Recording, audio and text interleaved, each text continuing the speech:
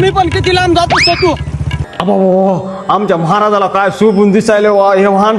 आहाहाहा.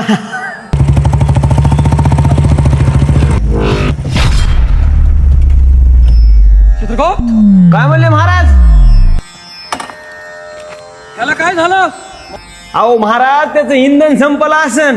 इंधन म्हणजे? अहो महाराज, भूतलावर सगळीकडे ह्याचीच बॉम्ब सुरू आहे बघा सध्या. लोक कॅन्टीन हाणामाऱ्या करायलेत याच्यासाठी. अहो आतापर्यंत तुम्ही पायी पायी पोहोचले असते महाराज, कुठं त्याच्या नादी लागले आधी सोडून. असं आहे का? काय त्रास झाला मला एक.